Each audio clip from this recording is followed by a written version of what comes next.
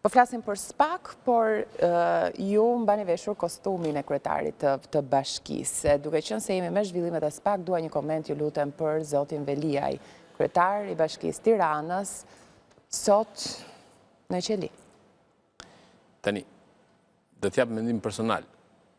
Qa mendoj unë për zotin Veliaj, sepse qa mendoj unë për qeshtjen, s'ka pikë rëndësia ajo, se atje është një qeshtje ku të pakën për shkak formimit tim, që nuk më lejohet bëj komente për atë punë. Për Veliajn, personalisht, kam përshtypjet më pozitive të mundshme. Është një generator pune dhe ndryshimi në Tiranë. Normalisht, ati do i binë, ati do vazhdojnë t'i binë opozita, s'kalon gjë pa i thonë. Gjë pa i thonë s'kalon. Ka arrit banaliteti deri të familjarët janë përmend.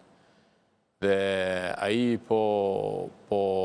aji ka kohë që është në agresionin e, sigur jemi në gjithë, pa i më shumë ka qenë, në agresionin e një shëmtie, disinformacioni, e marrë në bërgoje, përbaltje publike, sa ka qenë e mundur.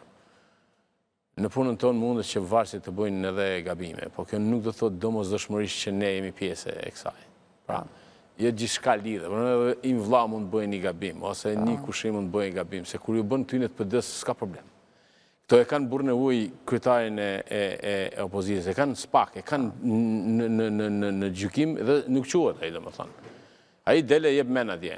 Njerë thotë do ta shkrijë, njerë thotë do ta bëj kështu, njerë thotë pastaj Duart Raket dhe shqyrë që u kap Veliaj, pastaj shqyrë që u kap ky, pastaj thot bandë kriminale. Pra qasje të ndryshme ndaj SPAK-ut në varësi E kupton se shqiptarët pranojnë një lider i cili çfarë thot mjes, thot ndark, i cili është armiku më i madh i kësaj drejtësie, i cili e ka injoruar jo një herë, por me mijëra herë këtë drejtësi, duke mos i shku fare.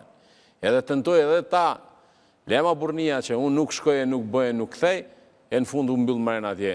E jara shpije, ka për lafe me drejtsin, një lider i zoti, një që e do në këtë vend, shkon të drejtsia, sa e da të rasë.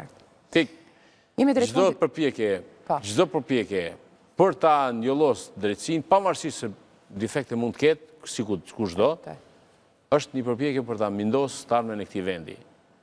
Qartë edhe sakt, pavarësisht nga pasojat, pavarësisht nga problemet, që hasim edhe ne, ky vend, po shkon drejt Bashkimit Evropian, pikërisht për këtë arsye, sepse ka qu nivelin zbatimit ligjit në nivelet e duhura.